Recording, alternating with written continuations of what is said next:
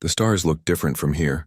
Sergeant Hyun-Soo Kim pressed his face against the small window of the transport ship and watched the alien sun grow larger. Its orange light painted everything inside the Soul's Pride with a warm glow. This was his first mission beyond Earth's solar system, and his stomach felt tight with nerves. 5 minutes to drop zone, called out Lieutenant Tae-Young Shin from the pilot's seat. The ship shook as it entered the atmosphere of Kepler 442b. Hyun-Soo checked his rifle one more time and looked at his squad. Corporal Ji-won Park sat across from him, cleaning her demolition gear with steady hands. She never looked nervous even when they were heading into unknown danger. Next to her, Private Min-ho Lee tapped away at his tablet, reading everything he could find about this planet. His job was to handle all the technical stuff that made Hyun-Soo's head hurt. Private So-young Choi sat quietly in the corner, organizing her medical supplies. She was the youngest member of their team, but Hyun-Soo trusted her completely. She had saved his life twice back on Earth during training accidents. The ship touched down with a gentle bump. Through the window, Hyun-Soo could see a strange landscape. Purple grass covered rolling hills and 2 moons hung in the orange sky. In the distance, he spotted the human research outpost they had come to investigate. "Remember the mission," Hyun-Soo told his team as they gathered their gear. "Dr. Yoon-ji-nam sent a distress signal 3 days ago. Her team was studying some old alien ruins. Then the signal stopped. We find out what happened and get our people home." They stepped out of the ship into the alien air. The gravity felt lighter than Earth, making each step feel bouncy. The air smelled like flowers mixed with metal. Min-ho Lee checked his scanner and pointed toward a cluster of buildings about a kilometer away. "That's the research outpost," he said. "I'm not picking up any human life signs from here, but the distance might be blocking my readings." They walked across the purple grass in formation. Hyun-Soo took point, with Ji-won covering the right flank and Min-ho watching their left. So-young stayed in the middle, ready to help anyone who got hurt. The research outpost looked wrong as they got closer. Scorch marks covered the walls of the prefab buildings. Equipment lay scattered everywhere, broken and burned. One building had a huge hole blown through its side. "This wasn't an accident," Ji-won said, kneeling beside a melted piece of machinery. "Something attacked this place." So-young found dark stains on the ground near the main building. She knelt down and took out a small testing device. After a few seconds, she looked up with worry in her eyes. "Human blood," she said quietly. "A lot of it." Hyun-Soo felt his jaw tighten. These were civilians, scientists who came here to learn about alien history. They were not soldiers trained to fight. Whatever had attacked them had done it without mercy. Min-ho's scanner started beeping rapidly. He looked at the screen and frowned. "I'm getting a signal from underground. There might be someone alive in a basement or bunker." They found the entrance to an underground facility, hidden behind the main laboratory building. The heavy metal door had been sealed from the inside. Min-ho connected his tablet to the door's electronic lock and began working to open it. "Whoever is down there," he said while typing, "they've been hiding for at least 3 days. The power systems show minimal use, like someone is trying to stay very quiet." The door finally opened with a soft hiss. Stale air rushed out, carrying the smell of fear and unwashed bodies. Hyun-Soo switched on his flashlight and led his team into the darkness. The underground bunker was small, designed for emergencies. Emergency lights cast weak shadows on the walls. They found her in the back room, curled up behind an overturned desk with a plasma pistol clutched in her shaking hands. "Don't come any closer," Dr. Yoon-ji-nam whispered, her voice rough from crying. "You might be one of them. They can look like us. They can change." So-young slowly approached with her hands raised. "Dr. Nam, we're human. We're Marines from Earth. We came because of your distress signal." Yoon-ji looked at them carefully, studying their faces in the dim light. Finally, she lowered the weapon and began to cry. "They killed everyone," she said through her tears. "We were so careful. We followed all the protocols for studying alien artifacts. But when we activated the beacon in the ruins, they came." Hyun-Soo knelt beside her. "Who came, Doctor? What attacked your team?" Yoon-ji wiped her eyes and took a shaky breath. "They called themselves the Velkari, tall beings with silver skin and 4 arms. Beautiful in a terrible way. They said we had disturbed sacred ground." She stood up slowly, her legs weak from 3 days of hiding. So-young offered her a nutrition bar and a water bottle, which she accepted gratefully. "We tried to explain that we meant no harm," Yoon-ji continued. "We showed them our research, how we were trying to learn about the civilization that built the ruins. But they didn't care. They said humans were too primitive to understand ancient knowledge. Jiwon checked the bunker's security monitors while Yoonji spoke. The screens showed empty corridors and destroyed equipment above them. How many of them were there? Hyunsu asked. 12 at first. Their leader was huge, maybe 3 meters tall. He spoke our language perfectly, like he had been studying us for a long time. When we refused to leave immediately, he gave an order in their language. Yoonji's voice got smaller as she remembered. They moved so fast. My colleagues barely had time to scream. Dr. Jae-min Ko tried to run. One of them grabbed him and threw him against the wall like he weighed nothing. Dr. Yoon-hee Lim begged for mercy. They laughed. So Young put her arm around Yoonji's shoulders. You're safe now. We'll get you home. But even as she said it, Minho's scanner started beeping again. This time the sound was different. More urgent, Sergeant, Minho said, staring at his device. I'm picking up massive energy signatures in orbit. Multiple ships. They're big. Hyunsu felt cold despite the bunker's warm air. He looked at Yoonji, who had gone pale. They said they would be back, she whispered. The leader promised that if any more humans came to this world, they would make an example of us. They want to show the galaxy what happens to species that don't know their place. Above them, the lights flickered as something powerful passed overhead. The ground shook as massive ships descended from the orange sky. Through the bunker's security cameras, Yoonsu watched 3 enormous vessels land near the research outpost. Each ship was the size of a city block, made of gleaming silver metal that seemed to flow like liquid in the alien sunlight. We need to get back to our ship, Yoonsu said, helping Dr. Yoonji to her feet. Can you walk? She nodded, though her legs still trembled. They'll scan for human life signs. Hiding won't work for long. Minho packed his equipment quickly while monitoring his scanner. The Soul's Pride is trying to reach us on radio, but something is jamming our communications. We're on our own until we get closer. They moved through the bunker's emergency exit, which opened into a maintenance tunnel 50 meters from the main facility. The tunnel was dark and narrow, forcing them to move in single file. So-young helped Yoonji navigate the uneven floor while Jiwon watched their rear. When they emerged from the tunnel, the alien ships dominated the landscape. Ramps had extended from their bellies and figures were walking down them. Even from a distance, Hyunsu could see how tall the aliens were. There, Yoonji whispered, pointing at the nearest ship. That's him, the leader. A massive figure stood at the base of the ramp, directing other aliens with gestures from his 4 arms. His silver skin caught the light like polished metal, and even from 200 meters away, his presence felt overwhelming. We need to move now while they're focused on the outpost, Hyunsu said. Their ship was parked on the other side of a small hill, hopefully out of sight. They ran in a low crouch across the purple grass. The lighter gravity made running easier, but it also made them feel unsteady. Every step threatened to launch them too high into the air, making them visible to the aliens.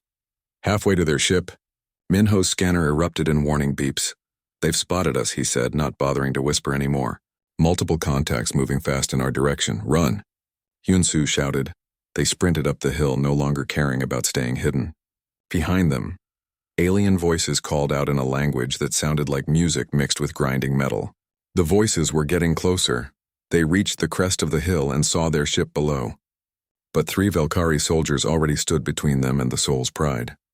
The aliens were tall and elegant, moving with flowing grace that made human movement look clumsy. Surrender, one of the aliens said in perfect English. You have violated sacred space. You will be punished as an example to your species. Hyunsu raised his rifle, but before he could fire, more aliens appeared on both sides of them. They were surrounded. Drop your weapons, the lead alien commanded.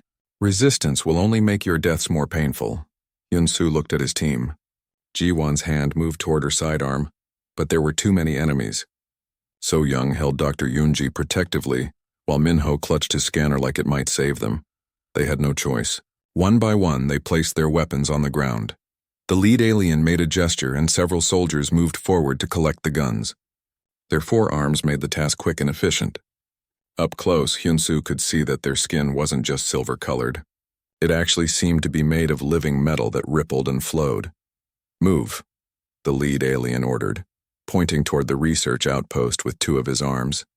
They walked down the hill with aliens surrounding them. The Velkari moved without making any sound. their feet barely touching the ground. They carried weapons that looked more like works of art than tools of war, all curves and flowing lines. At the outpost, more aliens waited. They had arranged the broken human equipment in neat piles, and were examining everything with scientific interest. Some took samples of the building materials, while others recorded images of the damage they had caused. Then Hunsu saw him, the leader that Dr. Yunji had described. He was enormous, easily 3 meters tall, with shoulders as broad as a doorway. His forearms were as thick as tree trunks, and his head seemed too small for his massive body. But his eyes were intelligent and cruel, studying the humans like insects he planned to crush. "So," the giant alien said, his voice like distant thunder, "more humans have come to defile our sacred places." He walked toward them with slow, deliberate steps. Each footstep left deep impressions in the hard ground. The other aliens moved aside respectfully as he passed. "I am War Prime Vectar of the Velkari Empire," he announced. "I gave your species one warning. You chose to ignore it." Dr. Yunji tried to hide behind So Young, but Vectar noticed her immediately. "Ah, the survivor. We left you alive to carry our message back to your kind. Instead, you brought more of your people here." His voice carried disappointment and anger. "This shows us that humans cannot learn from mercy." Vectar stopped directly in front of Hyun-Soo. The alien towered over him, casting a shadow that covered the entire human squad. His forearms moved independently, one pointing at each human while he spoke. "Look at them," he said to the other aliens. "Such small, weak creatures. Their bones are thin, their skin is soft, their muscles are pathetic. How did such fragile beings ever leave their home world?" Some of the alien soldiers made sounds that might have been laughter. It sounded like wind chimes mixed with grinding stone. Vectar leaned down, bringing his face close to Hyun-Soo's.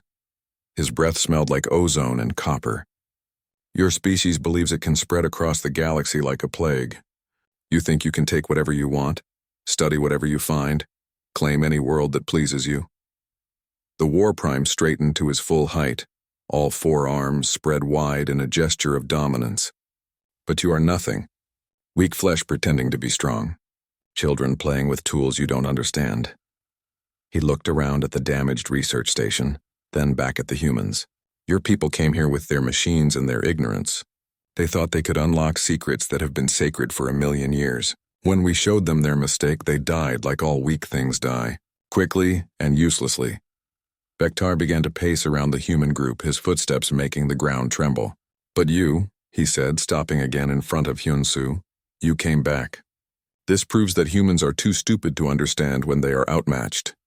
The War Prime raised one of his massive hands, studying it as if seeing it for the first time. The silver skin flowed like liquid metal, and Hyun-Soo could see incredible strength in those fingers. "Perhaps a demonstration is needed," Vectar said thoughtfully. "Something to show your species exactly how weak you truly are." He moved faster than something that large should have been able to move. His hand swept down toward Hyun-Soo's face in what looked like a casual, dismissive gesture. A simple slap to put the human in his place. The sound that followed was not what anyone expected. The crack was loud enough to echo across the entire research station. War Prime Vectar's massive head simply exploded. Silver blood and chunks of skull flew in every direction as his enormous body swayed for a moment, then crashed to the ground like a falling tree. The impact shook the earth and sent purple grass flying into the air. Complete silence followed. Every alien soldier stood frozen, staring at their dead leader with expressions of pure shock. Some dropped their weapons. Others took several steps backward as if Hyun-Soo had suddenly caught fire. Hyun-Soo himself looked down at the massive corpse in confusion. His cheek stung a little where the alien's hand had made contact, but that was all. He had not moved, had not fought back, had done absolutely nothing except stand there. "What just happened?" Jiwon whispered. Dr. Yunji began laughing. It started as a small giggle, but quickly grew into wild, uncontrolled laughter that made her whole body shake. Tears streamed down her face as she pointed at Vectar's body. "I knew it," she gasped between fits of laughter. "I suspected it when they threw Dr. Ko against the wall, but I wasn't sure." "Oh, this is perfect." "Doctor, what are you talking about?" So Young asked, keeping her voice low. The alien soldiers were still staring at them in terror, but she didn't want to break whatever spell was keeping them from attacking. Yunji wiped her eyes and tried to control her laughter. "Don't you see? Look at them. They're terrified of us now. The mighty Velkari Empire is afraid of a human marine who didn't even fight back." Minho's scanner was beeping frantically. He looked at the readings and his eyes went wide. The alien's body temperature is dropping fast. His bone density was incredibly low, and his atmospheric readings show he evolved in much lower gravity than Earth. Exactly, Yunji said, clapping her hands together. Earth is a death world and we're death world predators. These beautiful, graceful aliens evolved on a paradise planet with half our gravity and a much thinner atmosphere. The truth hit Hyunsu like a lightning bolt. We're stronger than them. Not stronger, Yunji corrected. We're built like tanks compared to them. Every human is essentially a walking weapon to these creatures. When Vektar slapped you, his own hand hit something harder than his skull could handle. Your bones are dense enough to shatter his. One of the alien soldiers, a smaller one with intricate patterns carved into his silver skin, stepped forward cautiously. He spoke in their musical language to the other soldiers, his forearms gesturing frantically. He's telling them to retreat, Yunji translated. I learned some of their language while hiding. He's saying we're stone-flesh demons and that touching us means death. More aliens began backing away slowly. Their graceful movements now looked like the careful steps of prey animals trying not to attract a predator's attention. Jiwon tested the theory by taking a single step forward. The entire group of alien soldiers immediately moved backward, maintaining their distance. Some raised their weapons but kept them pointed at the ground. This changes everything, Hyunsu said quietly. We're not the primitive species they thought we were. No, Yunji agreed. We're apex predators from a world so harsh that it forged us into living weapons. These aliens probably never faced anything more dangerous than a flower that blooms too quickly. So Young knelt beside Vektar's body, being careful not to touch it directly. His bone structure is completely different from ours.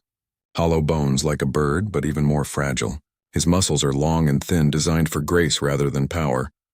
And his skin? Minho added, reading from his scanner. It's not just silver-colored.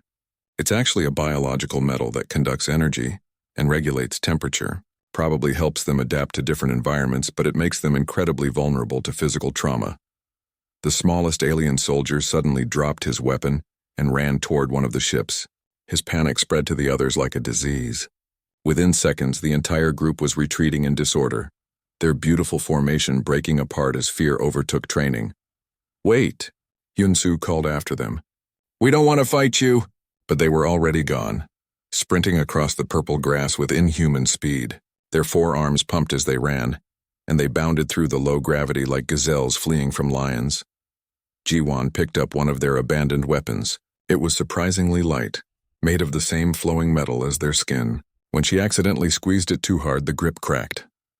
Even their weapons are too delicate for us, she observed. Back on the alien ships, alarms were wailing. The vessels began powering up their engines, preparing for immediate departure.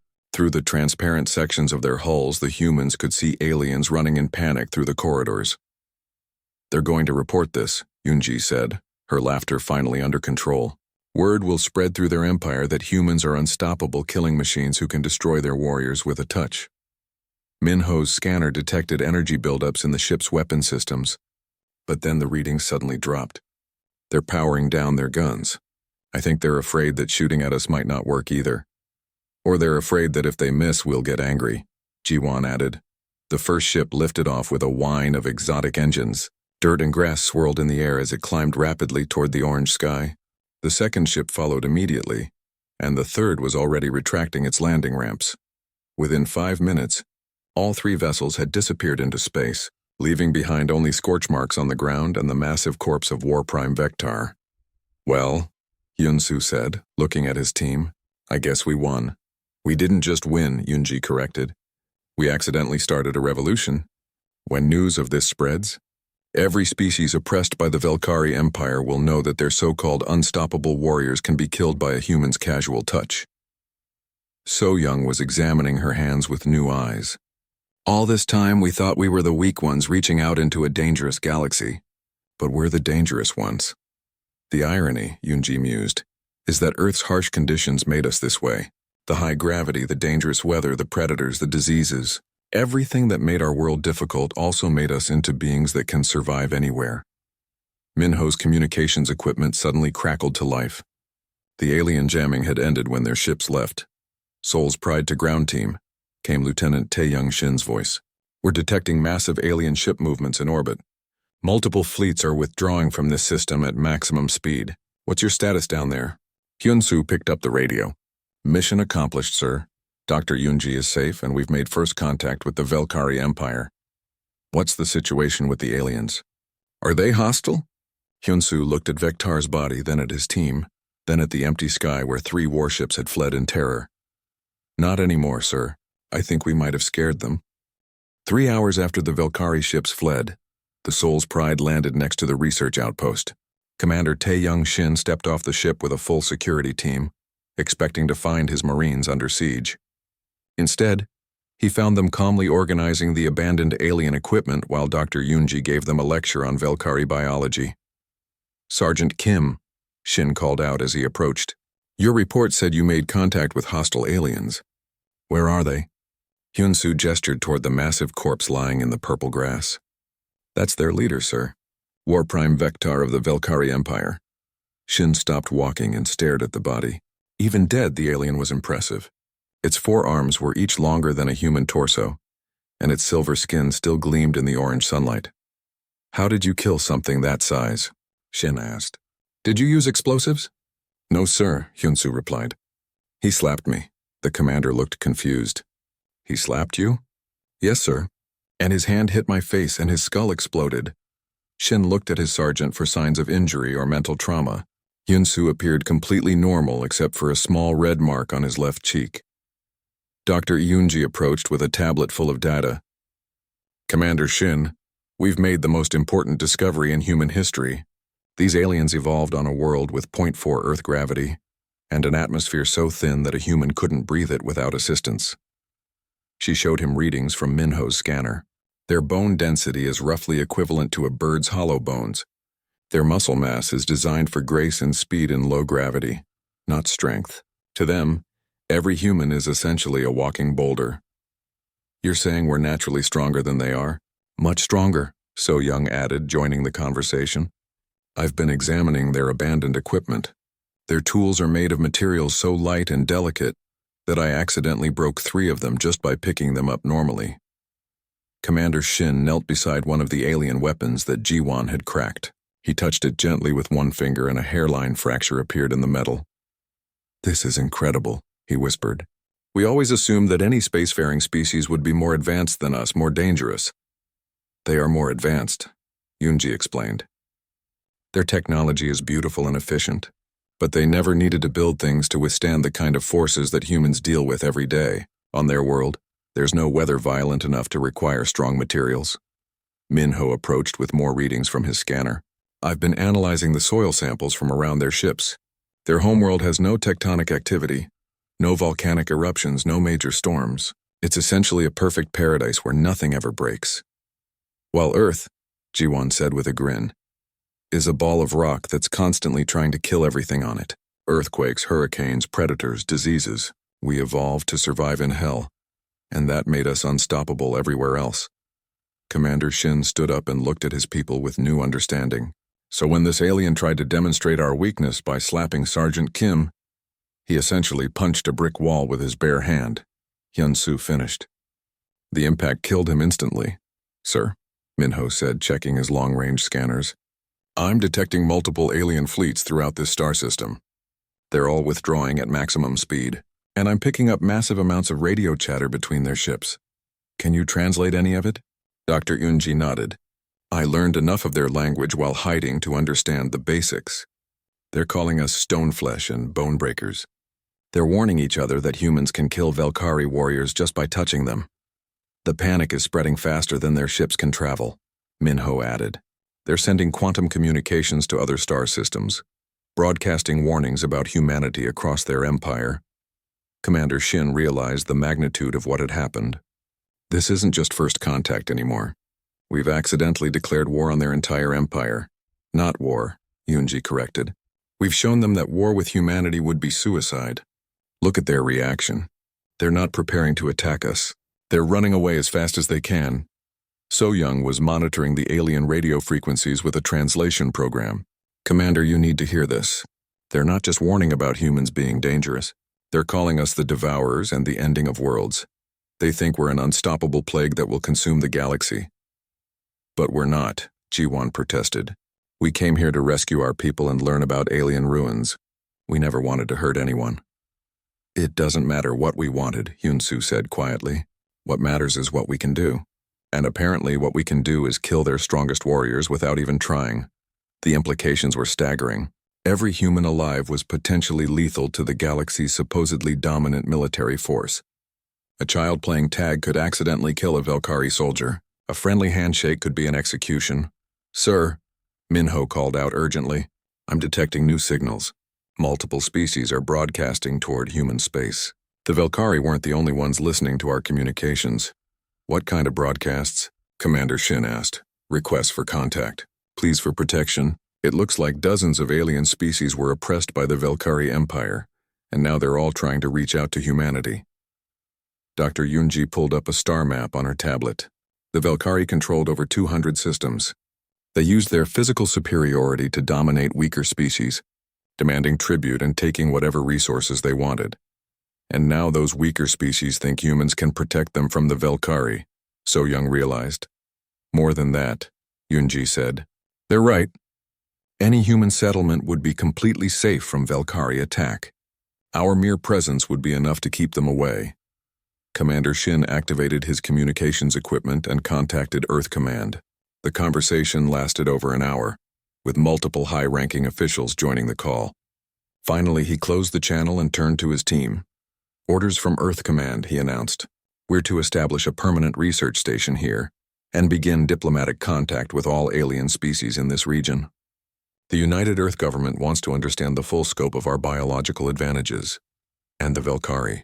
Hyunsu asked. "We're to attempt peaceful contact and assure them that humanity has no intention of conquering their territory.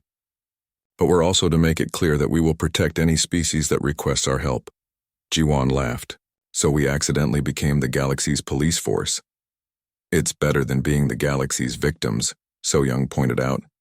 "For the first time in human history, we're not the ones looking up at the stars and wondering what might come down to hurt us. We're the thing that other species worry about." Minho's scanner detected another ship approaching from orbit. "Commander, we have an incoming vessel. It's not Velkari design." They watched as a small, elegant ship landed nearby. It was made of what looked like crystal and light, completely unlike the flowing metal of Velkari technology. A single figure emerged from the ship and walked toward them. The alien was humanoid but much smaller than the Velkari, only about a meter tall with pale blue skin and large, intelligent eyes. It moved carefully as if afraid that sudden movements might startle the humans. "Greetings," it said in accented but clear English. "I am Ambassador Lyrica of the Zinthari Republic. We have been enslaved by the Velkari for 300 years. We come to ask if the legends are true. Are humans truly the stone-flesh warriors who can break Velkari bones with a touch?" Commander Shin looked at his sergeant, then at the massive corpse of War Prime Vector lying in the grass. "Yes," he said simply. "The legends are true." The small alien's eyes filled with tears of joy. "Then the galaxy is finally free." Within 24 hours of Ambassador Lyrica's arrival, 17 more alien ships had landed at the research outpost. Representatives from oppressed worlds across the former Velkari Empire came to see the humans for themselves. Each species was different, but they all shared the same fragile beauty that characterized life from low-gravity paradise worlds. Commander Shin established a temporary command center in the research station's main building. The large conference room was packed with alien diplomats, all speaking in hushed, reverent tones as they watched humans perform simple tasks like opening doors and lifting equipment. "The Cathani people have suffered under Velkari rule for 2 centuries, explained Ambassador Velnara, a tall, thin being with skin like polished jade. "They took our children as slaves and our resources as tribute. But now that we know humans exist, we can finally resist." Dr. Yoonji had become the expedition's chief xenobiologist almost by accident. She moved between the different alien species, taking readings and asking questions about their home worlds. Every species confirmed her theory. They all evolved on gentle worlds with low gravity, thin atmospheres, and no significant natural dangers. "It's remarkable," she told Commander Shin during a brief break. "Every spacefaring species we've encountered so far comes from what humans would consider paradise worlds. Perfect climates, abundant resources, no predators to speak of." "What does that mean for us?" Shin asked. It means Earth is unique. We might be the only species in the galaxy that evolved under harsh conditions, the only ones who had to become strong to survive. Meanwhile, Minho monitored communications across the galaxy. The news about humans was spreading faster than anyone had expected. Species after species was broadcasting the story of how a single human marine had killed the mighty war prime Vector with his bare face. The stories are getting bigger with each telling, he reported. Some species are saying that humans can destroy entire Velkari fleets just by looking at them. Others claim we can punch holes through starship hulls. Are they afraid of us too? Shin asked. Some are, but most seem hopeful. They see us as liberators rather than conquerors. So Young had set up a medical station where she examined alien visitors with their permission. The results were consistent and shocking. Every species had bone density lower than Earthbirds, muscle mass designed for efficiency rather than power, and cardiovascular systems that would fail instantly in Earth's thick atmosphere. Commander, she said, showing him her latest readings, I've examined 12 different species now. The strongest warrior among them would be crushed to death by Earth's gravity within minutes. A human child could accidentally kill any of them just by hugging too hard. The implications were staggering. Humans weren't just stronger than one alien empire. They were apparently stronger than all known alien life in the galaxy. Ji-Wan had taken on the role of security chief for the growing diplomatic mission. She was fascinated by the alien weapons that various species had brought as gifts. Every single one cracked or broke when she tried to handle it normally. Their projectile weapons fire pellets that wouldn't penetrate human skin, she reported. Their energy weapons are designed to disrupt the delicate nervous systems of Paradise World species. They would probably just give humans a mild sunburn. What about their ships? Commander Shin asked. Same problem. Their hulls are built to handle the gentle stresses of Paradise World construction. A human with a hammer could probably punch through their armor. The most disturbing revelation came from Dr. Dal Su Kang, a xenobiologist who had arrived on the second supply ship from Earth. He had been studying samples of Velkari technology and biology. Their silver skin isn't just decorative, he explained to the assembled team. It's a biological metal that conducts nerve impulses and regulates body temperature. It makes them incredibly sensitive to their environment, but it also makes them unbelievably fragile. How fragile? Shin asked. A strong handshake would crush their bones. A pat on the back would rupture internal organs. Even our lightest touch is potentially lethal to them. This created a diplomatic crisis that nobody had anticipated. How do you conduct peaceful relations with species that you could accidentally kill just by being friendly? Ambassador Lyra Ka helped solve the problem by suggesting remote communication protocols. The aliens would remain at a safe distance while talking to humans through translation devices. We understand that humans mean us no harm, she explained, but we also understand that your very presence changes the balance of power in our galaxy. The Velkari Empire maintained control through fear of their physical superiority. Now that superiority means nothing. The political changes were happening faster than anyone could track. Minho's scanners detected massive fleet movements throughout Velkari space. Some fleets were retreating to their home systems, while others appeared to be abandoning their posts entirely. 3 Velkari garrison fleets have withdrawn from the Antaran cluster, he reported. Local species are declaring independence all over the sector. Some are forming new alliances. Others are settling old territorial disputes that the Velkari had prevented. Is there fighting? Commander Shin asked. Surprisingly little.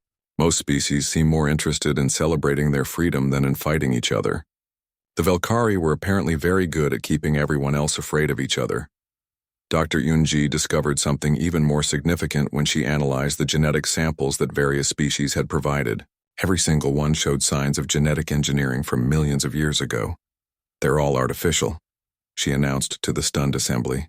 Every spacefaring species we've encountered was genetically modified by some ancient civilization. They were designed to be beautiful, intelligent, and peaceful. Designed by whom? Shin asked, unknown.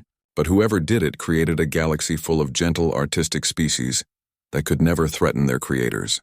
The modifications removed aggression, enhanced creativity, and eliminated the physical traits needed for warfare. But not humans, Ji-Wan realized.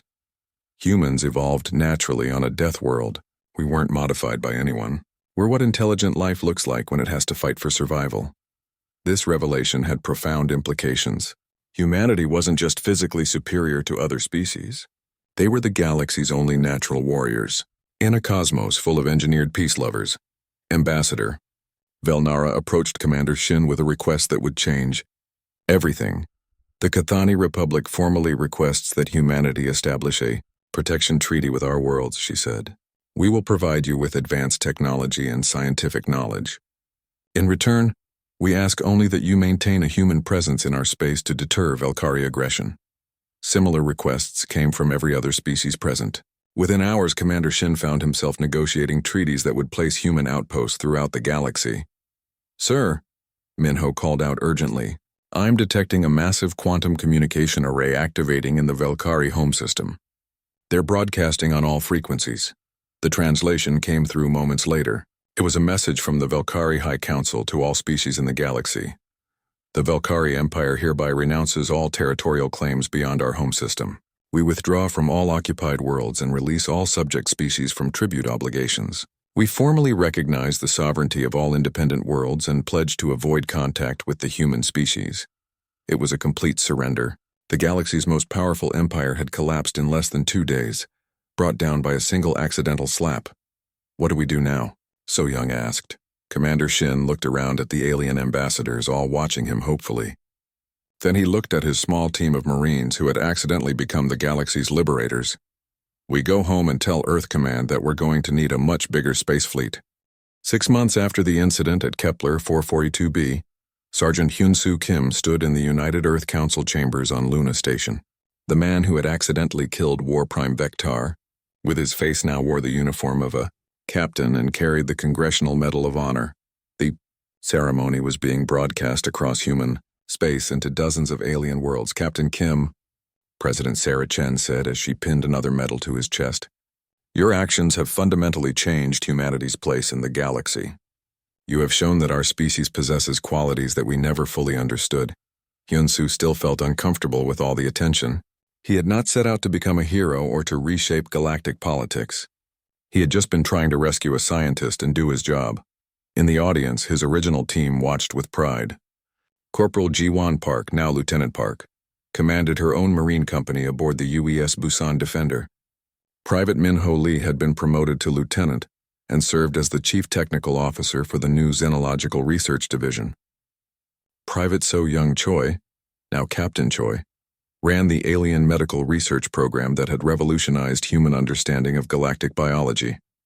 The galaxy had indeed changed beyond recognition. Where once the Velkari Empire had dominated 200 star systems, now dozens of independent species governed themselves freely. Human outposts had been established in 47 systems, not as conquerors but as protectors. Dr. Yoonji Nam, now director of the Galactic Studies Institute, approached the podium to address the assembled crowd. 6 months ago, we believed that humanity was a young, weak species reaching out into a dangerous universe, she began. We thought we would need to hide, to be careful, to hope that more advanced species would show us mercy. She gestured toward a holographic display showing the current political map of local space. Instead, we discovered that Earth's harsh conditions had forged us into something unprecedented. We are the galaxy's natural warriors, evolved on a world so dangerous that every other species considers it uninhabitable. The audience included representatives from 12 different alien species, all attending via remote hologram to avoid the risk of accidental injury from human contact. They watched attentively as Director Nam explained the new reality. The Velkari Empire maintained control through physical intimidation. When that intimidation proved meaningless against humans, their entire political structure collapsed. Not through war, not through conquest, but through the simple demonstration that their power was based on an illusion. In the Velkari home system, similar changes were taking place. The once mighty empire had fragmented into dozens of smaller city-states, each governed by different philosophical schools. Without their military dominance, they had been forced to rediscover their own culture and identity. Some Velkari had embraced the change. They formed the New Harmony movement, dedicated to peaceful coexistence and cultural exchange. Others retreated into isolation, still traumatized by the revelation of their vulnerability. A few small factions called for the development of weapons that could threaten humans, but they found little support among their naturally peaceful people.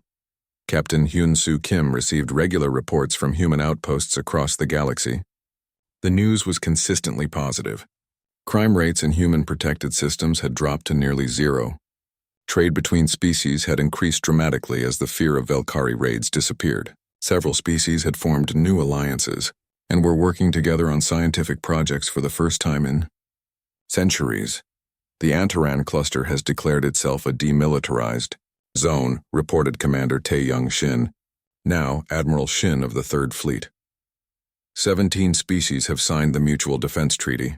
They're calling it the Human Protection Compact. Any problems with the arrangement? Captain Kim asked. Just the usual logistics issues. The aliens keep building things too delicate for us to use, and we keep accidentally breaking their gifts. But Ambassador Lyrica says they're working on developing more durable diplomatic protocols. The economic implications were staggering. Alien technology was incredibly advanced, but it was all designed for their fragile physiology. Human engineers were working with alien scientists to develop hybrid technologies that combined alien innovation with human durability requirements. The first results were already appearing. The new human starships incorporated Velkari engine designs but used human-grade hull materials.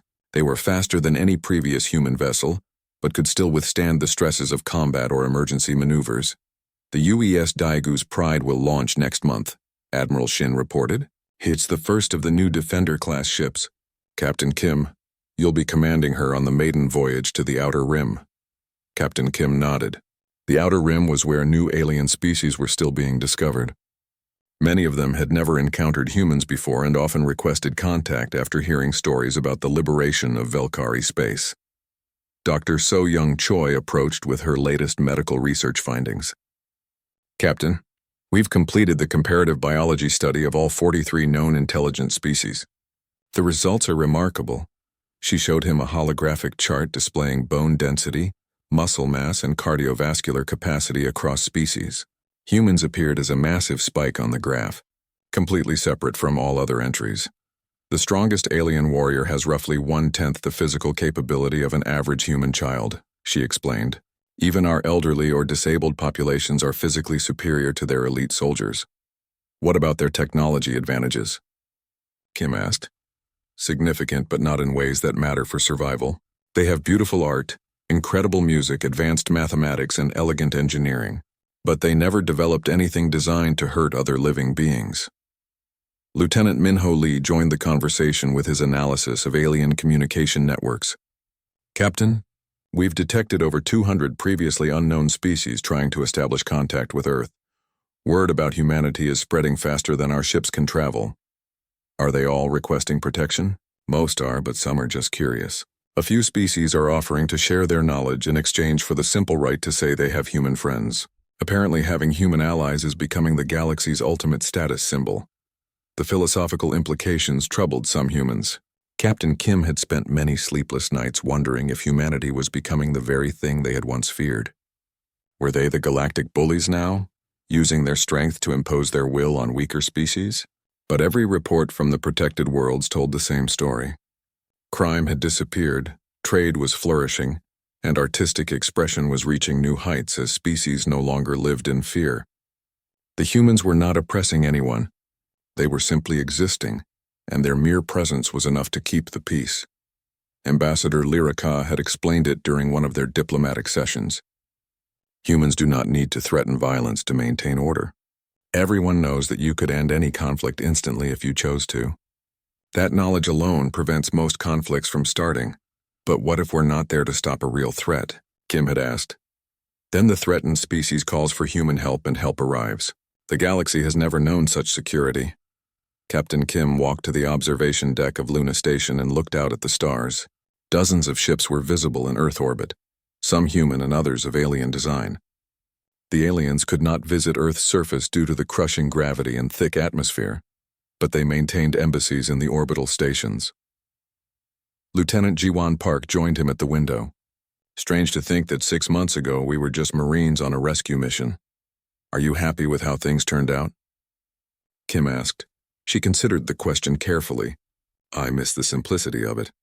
Back then our job was clear. Follow orders, protect humans, complete the mission. Now we're responsible for the freedom of half the galaxy. Do you think we're doing the right thing? Look out there, she said, pointing at the mixed fleet in orbit.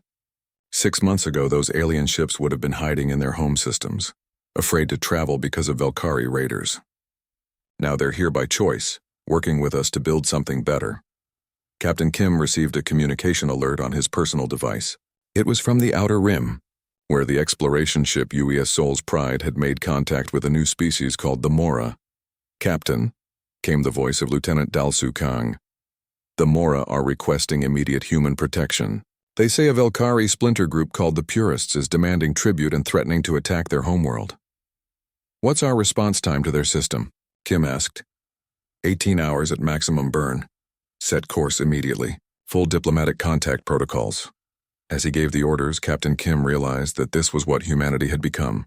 Not conquerors or oppressors, but the galaxy's protectors. They were the strong ones who stood between the gentle species and anyone who would harm them. The UES Daigu's Pride launched 3 weeks ahead of schedule with Captain Hyun-Soo Kim commanding. As the ship entered hyperspace bound for the Outer Rim, he thought about the strange path that had brought him here. He had tried to rescue one scientist and ended up liberating half the galaxy.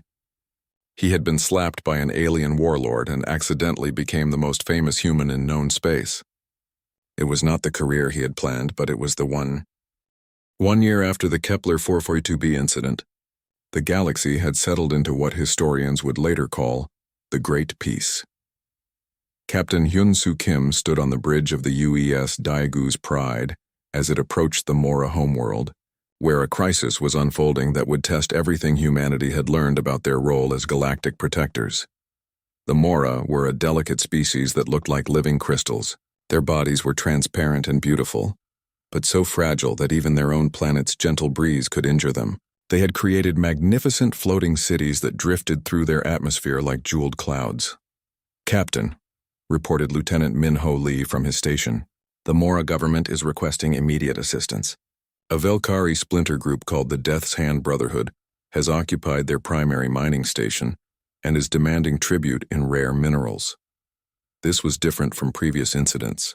Most Velkari groups had accepted the new reality and withdrawn peacefully. But some extremist factions refused to believe that their empire had truly fallen to a species they still considered primitive.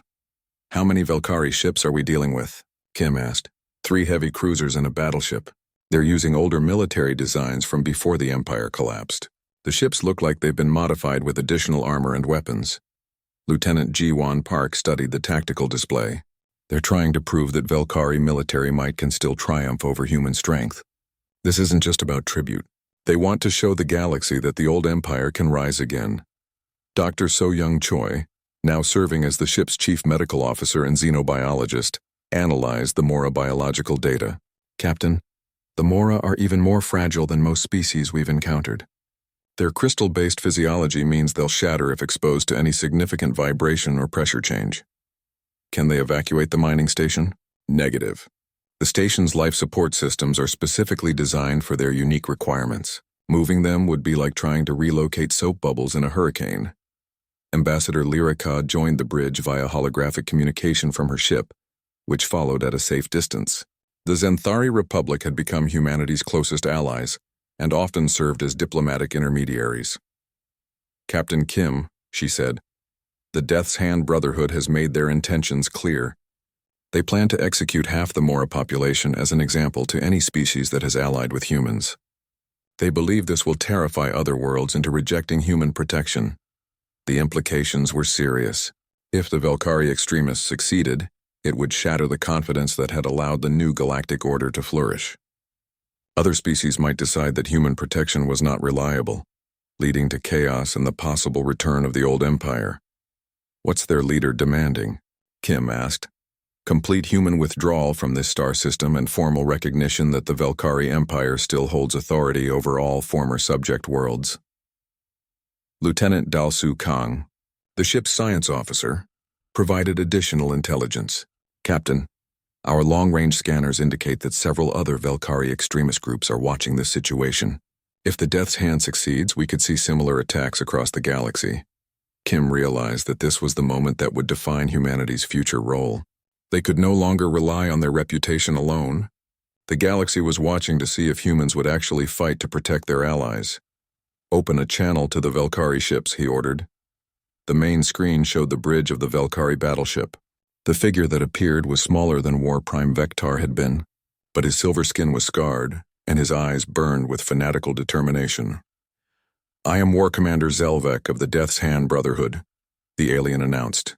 "You will withdraw your primitive vessels from this system immediately, or we will demonstrate that Velkari power has not diminished. This is Captain Hyun-Soo Kim of the United Earth Forces. You are holding innocent civilians hostage. Release them immediately and withdraw from Mora space." Zelvek's four arms gestured dismissively. "The legendary human who killed Vector with his weakness.